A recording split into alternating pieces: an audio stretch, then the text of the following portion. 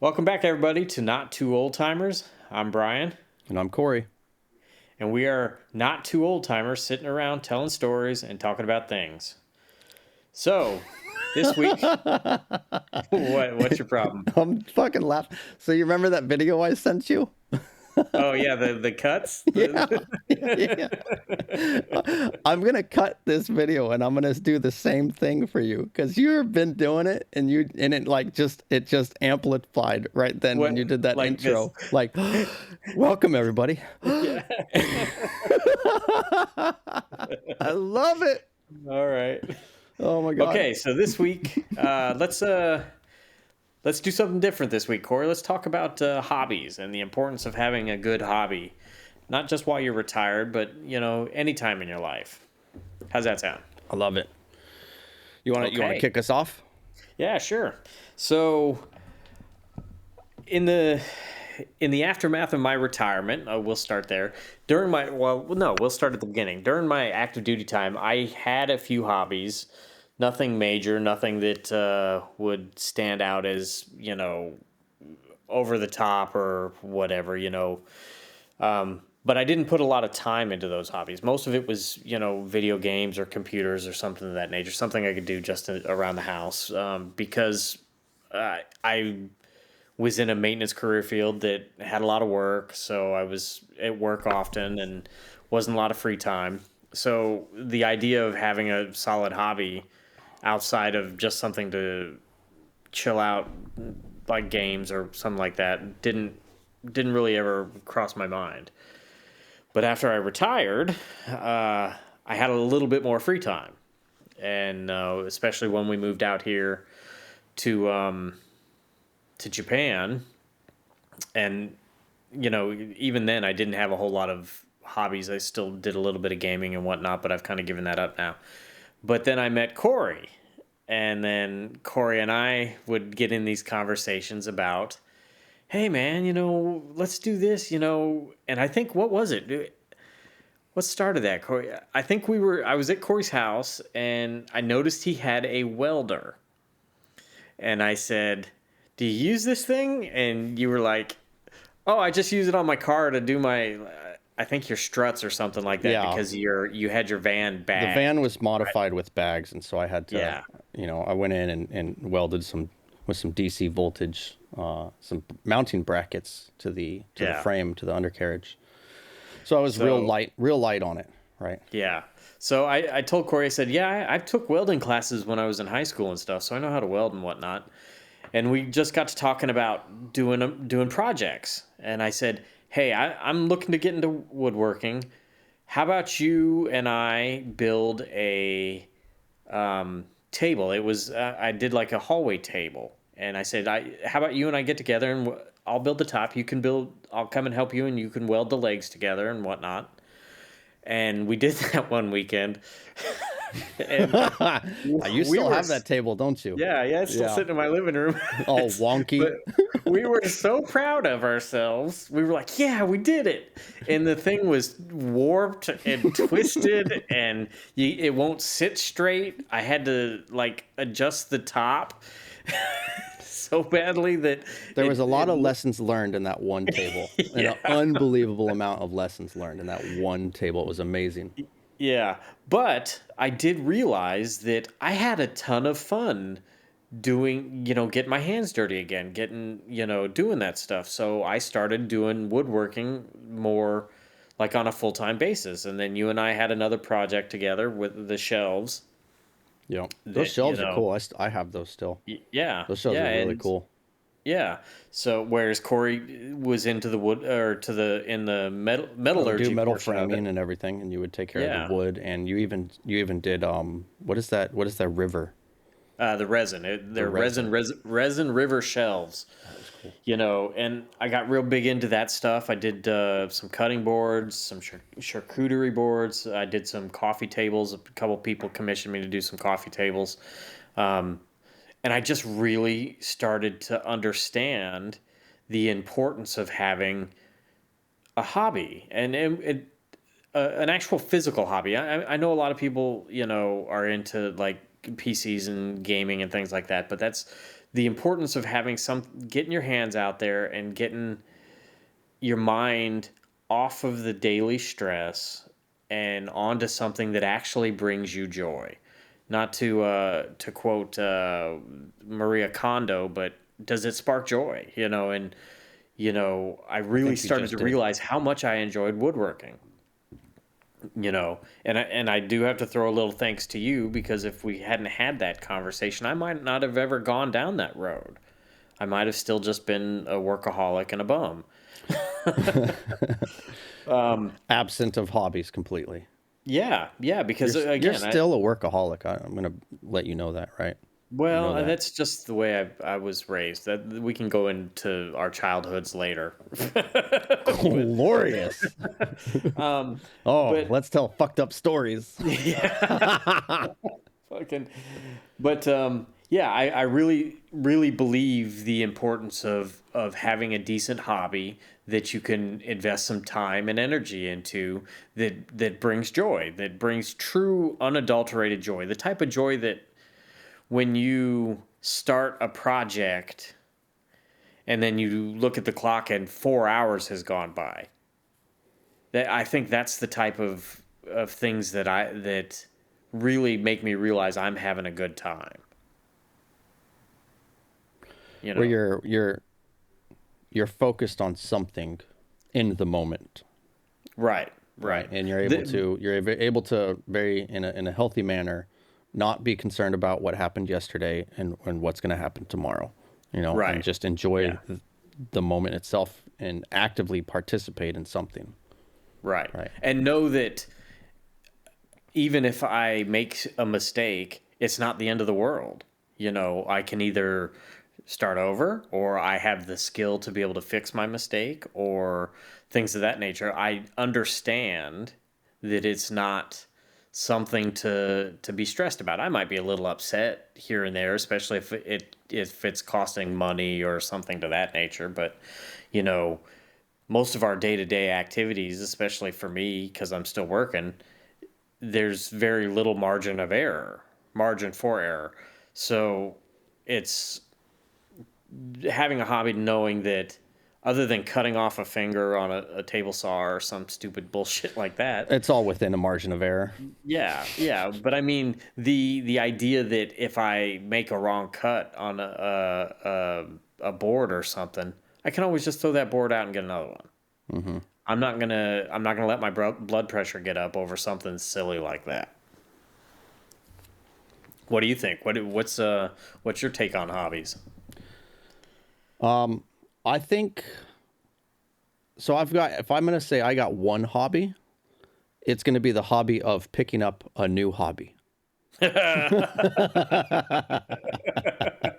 like that. That's good. Okay. I really enjoy doing new things, trying new stuff, and figuring shit out, right? And a lot of times it's figuring out through trial and error. But I really enjoy, like, I can't begin to say, like, oh, this, like, I can start naming stuff, but I don't know if I'll end, right? But let's go back years where I was in a point in my life where I was going to work and I was working my ass off. I was coming home and I was drinking my ass off, and I was doing something on top of the drinking to just give me a reason to drink, right? At one point in time, I decided that I wanted to be a fan of baseball. I'm not a fan of baseball. I don't know anything about baseball. I've never really played baseball. I can bat, I can run, I can't throw. I got weak shoulders, right? So like I was doing these things. At one point there was video games, right? Like I'll play video games and drink, or I'll watch movies online and just something to participate in active drinking is what it was, Right. right? Right. But I got to a point to where I stopped drinking, I sobered up, and I made that sound easy. It wasn't easy, but I got to a point to where I figured out that I now had an unbelievable amount of time in my day on top of working the way that I worked. Yeah, free time. That was freed up, and I didn't know what Yeah. to do with it, right? I was just like, what do I do with all of this time? It was kind of an amazement. And people, I would reach out to people. We talked about mentorship in the last episode. I'd reach out to people. Hey, what do you do? Like, what is this? How do you not be bored? You know, like I'm just fucking bored and dying inside. And they were like, pick up a hobby, do something. And I had to force myself to evaluate back on my life. I knew I had hobbies. I knew I had things that I enjoyed doing. And so I had to look at all those things. And what did I enjoy doing in my youth that I can start doing again today? You know, and it was simple things, working on cars, right? Doing obscure things. Like I had a minivan that I put on bags as like a lowrider, and that thing was so cool.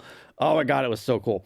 Total project car, so much fun, so much fun. Just the experience of doing that, right? But that was a hobby that I had to learn. I had to learn how the system worked, and then I had to build that system, right? And I actually legitimately designed and built a system to bag the car. It wasn't like I didn't build the bags, I didn't build the shocks itself, right? But it was the air system, the valves, the tubes, all of the components themselves. I put all together, and then very specifically fit it to the car, so it had its own designated area that it said. It wasn't just this loose piece of garbage that was floating around in the car. But and it was something simple sometimes, just like putting a puzzle together, right? I suggest to people sometimes when they're dealing with a lot of stress and they're having a hard time in life, and I just tell them, why don't you go to the store and pick up a puzzle and just put it together? Doesn't matter if you don't like puzzles or you don't know you like puzzles, just try it out. Tell me how it goes. And a lot of times they're like, man, that's like a lot of fun just sitting there and putting a puzzle together. It was annoying at first, but I started relaxing. I started being able to concentrate on just what's that piece that I'm looking for, right? An active meditation. That goes back to another show way back when we talked about meditation. What episode is that? I'll link it. Meditation was episode 2, right? Was this active meditation in being present in the moment and just enjoying what I'm doing now. Not worried about yesterday, not worried about tomorrow. Just enjoy it now, right? Yeah. Years later, you talked about building those shelves and stuff, and I had found that I really enjoyed welding. I enjoyed working with metal, and you know, I would get everything I needed and engineer this project, right? And get the lengths, the measurement, cut everything, figure out what the angles needed to be, and design what I was going to build. And then I would, you know, turn the argon bottle on and lower my hood and pedal through on my welds and just enjoy the very moment I was in, because the only thing that I was concentrate was that arc, right? Like everything surrounding me I didn't pay any attention to, because it was so important to focus solely on that arc to get a good weld that all the rest of the stuff didn't matter. And I found that was an amazing benefit to like my mental health. Like, wow, this is this is a lot of fun. 2, I get a lot of satisfaction because I have the delayed gratification of whatever I'm building, when I'm finished building it, is going to be awesome, right? Yeah. It might be a little wonky like your table, but it's still a pretty badass table, because I know it's badass because we're still talking about it. Well, it's still sitting in my house. If it was garbage, I'd have thrown it out. It's a discussion piece. Yeah. But yeah, and I think you bring up a good point about the importance of a good hobby on mental health, because too often we fall in this dark hole of free time, you know. And I know that in some people, me included, if you have too much free time, you just start to think about all the negative shit in your life and start getting depressed. Yeah. So I think having a hobby that you can go turn to, whether it be, like you said, puzzles or, you know, some type of physical hobby, even video games. I'm not a big advocate of video games these days because it does tend to make people stagnant. But there are healthy hobbies, and then there are non-healthy hobbies, right? Yeah. I'll give you an example. A non-healthy hobby is gambling. You can absolutely have gambling as a hobby. Not necessarily good for you. Definitely not good for your bank account. Well, unless you're good at it. It's gambling. Yeah, and like I said, I think that good mental health. You have all the aspects of it. Good sleep, a good sleep. Good relationships. But I think having decent hobbies in there, something that you truly enjoy doing, whether it be cars or whatever, Purpose and is motivation. It gives you yeah, it's purpose and very important. motivation, and through difficult times, you can rely on those pieces. Like, man, I'm excited for the softball game this weekend. Like, I'm really looking forward to it, right? Because you're Yeah, playing softball as a hobby, whatever, you know.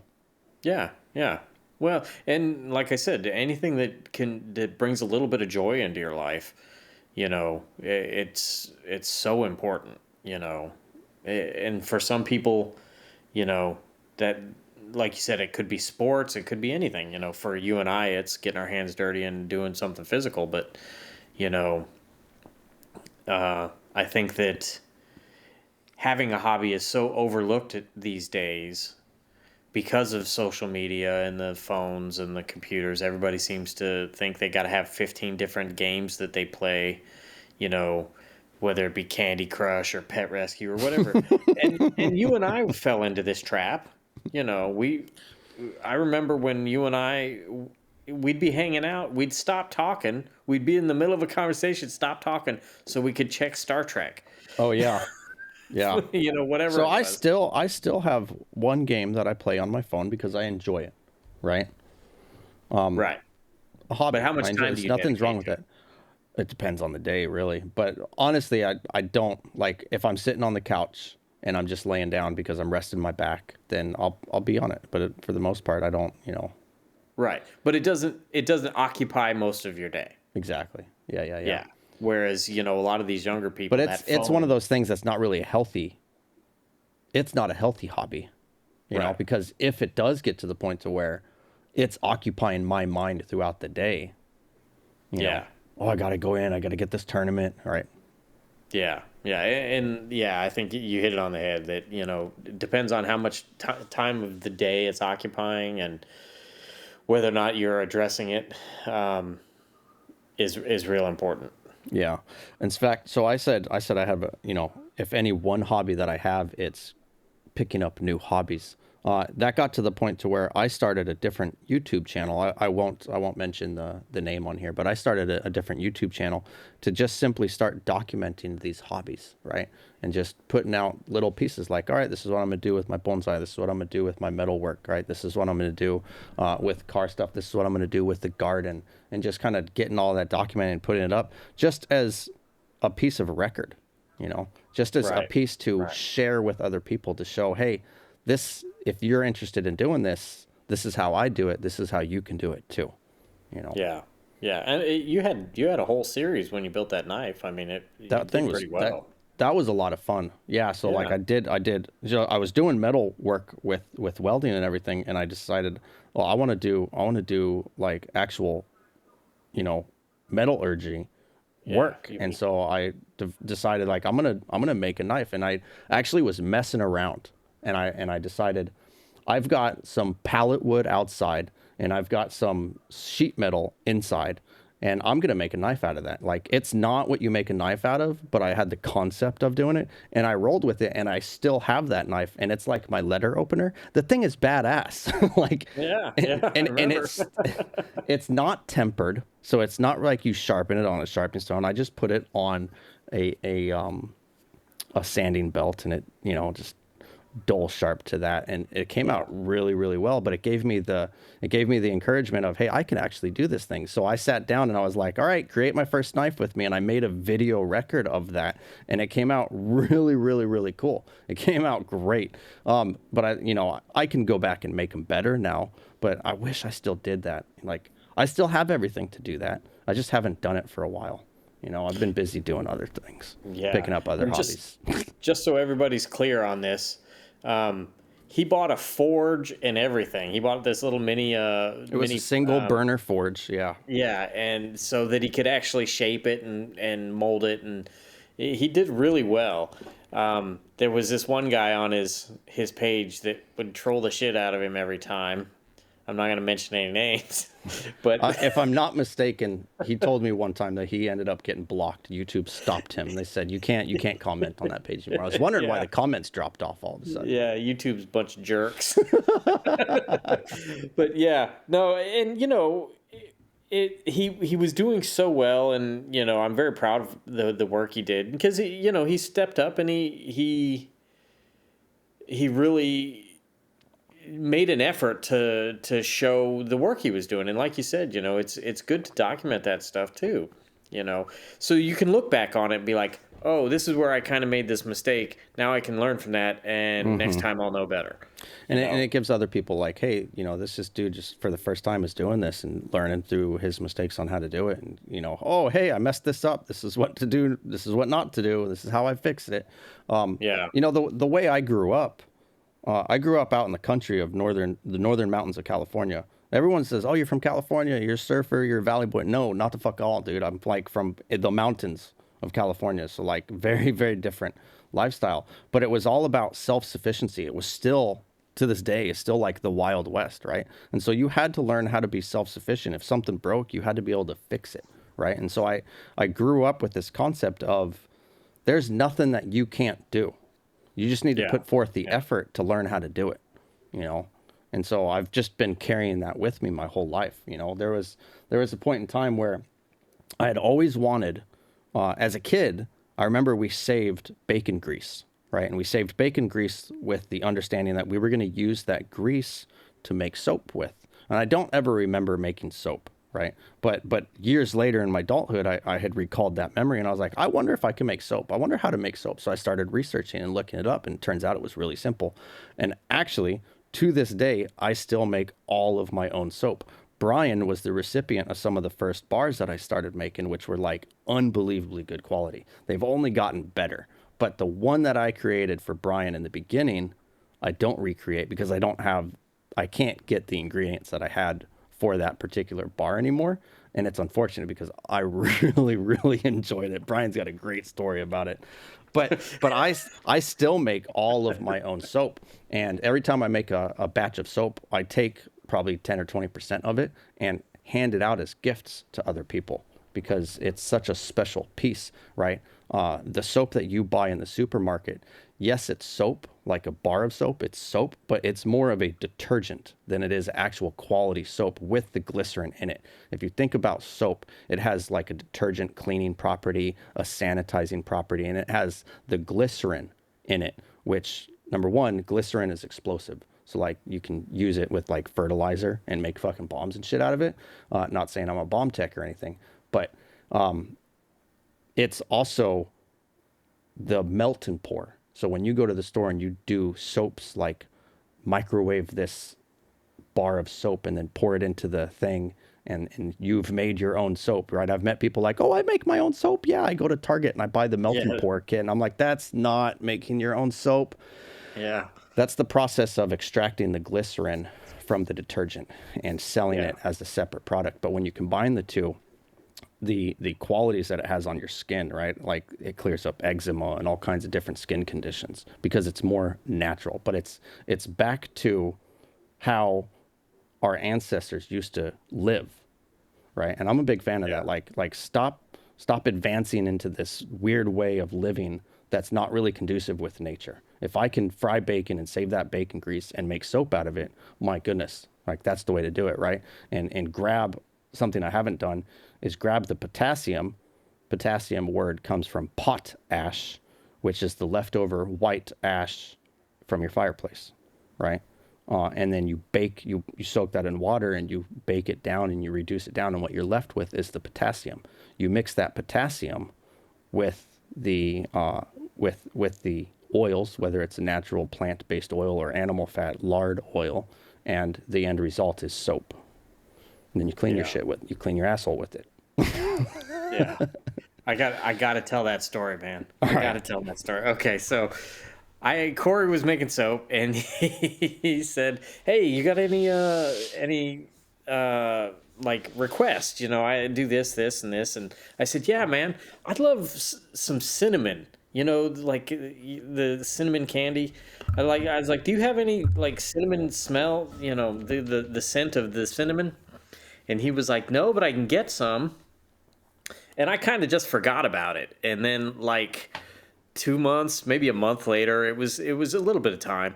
I He went on a comes back work and he trip. says, I went on a "What's work that?" trip. I went on a work trip back to the States and picked up Yeah. supplies. Yeah. Okay, yeah. So he came back, and then one day we were hanging out, and he was like, "Hey, I made some cinnamon soap for you. You want it?" I was like, "Yeah, man, give it to me." And he gave them. They were test bars, basically. The first set was just small test bars, but he gave me like I think 4 or 5 of them, and I love the smell of cinnamon. I think it's fucking amazing.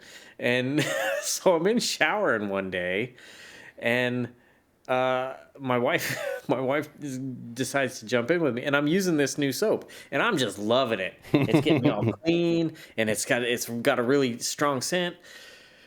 My wife gets in the shower with me. She goes, "What is that?" I said, "That's the cinnamon soap that Corey made for me."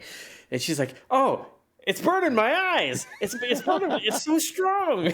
And she literally had to get out of the shower because this stuff was so strong. It started to make her eyes water. It was made for men. She was just like, I can't even. No, what? It was So not. strong. It was so strong you could not wash your face with it. It was Yeah, pure yeah. body soap. It was just body soap, and the bad part was it stuck to your skin, so it soaked into your skin so long that I could smell the cinnamon for a day and a half after I used it that first day. It didn't burn me or anything. I didn't get any chemical burns or anything like that, but just the extract from it was so. Those first few bars were so strong that the wife was like, I can't go in the shower for an hour after you use that thing. Will you just please stop using it? So I had to use it on the days where she would shower first and then I would shower afterwards because she I just miss couldn't those. deal with it. So I can't get that oil anymore, but it was that particular oil, right? Like it wasn't Yeah. an excessive amount of the oil, right? It was the same amount that I still use today, but it was that oil that was just so absurdly powerful that it was amazing. Even so, I still have the cinnamon oils that I use today, but the bar, the scent amount Yeah. that remains is nowhere near those first few test bars of soap. It's more of a neutral piece. But even then, when I'm making the soap, like the first time my wife decided she was going to help, and she came in and we were making cinnamon soap, and I told her, I warned her, I said, be careful when we open this and we pour it into that batch, be prepared because it's not going to smell like cinnamon. It's a concentrated oil, and it's going to hit you with so much power you might throw up, right? Because it's so powerful. And sure as shit, we put the oils in and we started blending it into the trace, and she just goes she didn't throw up in the bowl. I was worried she was going to throw up in the bowl. She did not throw up, but it's the cinnamon scent is so strong. Like Yeah. to give you, like, imagine you took that droplet of cinnamon that you put into your little oil fume, Yeah. whatever, Essential right? oils. Yeah. Yeah. But instead of just that one drop, you dumped that whole bottle in there, and it just all, but like it's to that extreme. But it's so good. I love cinnamon bars. I love Yeah. cinnamon bars because it just Yeah. And there's something about it, yeah. And in your defense, the bars that you gave me afterwards, the second batch, were a lot more tame. Right? But I loved those first 4 bars you gave me. They were amazing. I mean, because they were so strong, but I get that there are people that can't handle that kind of scent. But for me, it was great. I loved it. Well, you had built up into using it. Your wife just like Yeah, yeah. full Because I frontal like, face. yeah, I used to love the cinnamon toothpicks when I was a kid, and Oh, I forget about the those. Yeah, cinnamon those are Jolly good. Ranchers. Yeah, you can still order the cinnamon toothpicks from Amazon. Yeah. People used to soak them in some oil. I don't remember what it was. Cinnamon oil, cinnamon Oh, was extract. it? Yeah, Yeah. Oh, yeah. okay. But it was food grade, the type Ah, that you could use to make hard candy and gotcha. add to like cupcakes and shit like that. Yeah, I like making other, other scents, whether it's like cedar wood or something like that. Those are all really good. I had made a batch of soap that was a charcoal. So I was gonna mess around, and you could brush your teeth with Yeah. charcoal powder. It's like Yeah. coconut husk charcoal, and Yeah. it helps whiten it, and you take charcoal pills to like soak the radiation if you have radiation poisoning out of your Yeah. body, things like that. So charcoal's like really, really beneficial. And so I wanted to make a charcoal soap for your body. And so I had to look at what active charcoal was. And it turns out that I can make my own active charcoal with an acid, with a lemon juice acid. So I got charcoal, like actual charcoal, Burnt, not barbecue charcoal, like real like charcoal from burnt like a wood. stick, right? It Yeah, actually burnt looks wood. like the wood. It looks like a Yeah. branch still, right? And so I got that down into a mortar and pestle, and got it down to a powder, and put lemon juice on it, and let it sit, and then overnight, and then opened it up and let it all evaporate, and activated charcoal that way, and put it into the soap. And when I made it that way, and I passed that out as a sample to individuals, the feedback that I got was all from the guys like, that soap is incredible because the scrub properties to it, the charcoal Oh, was the so pumice. Yeah. sharp. The charcoal was Yeah, the so sharp pumice. that it scrubbed too much. When I used it, I was like, I don't fucking like this. It hurts. And so I was like, all right, so the note to self, the next charcoal bar I make, I have to grind it down even more, Yeah. like really, really, really fine powder. But it's really good quality. So yeah, Yeah, just note the to different self, don't experiments put. that I can do with myself, And I wanted to do when I retired, I wanted to make an actual. I was looking at opening my own store for soap making, right? A business adventure.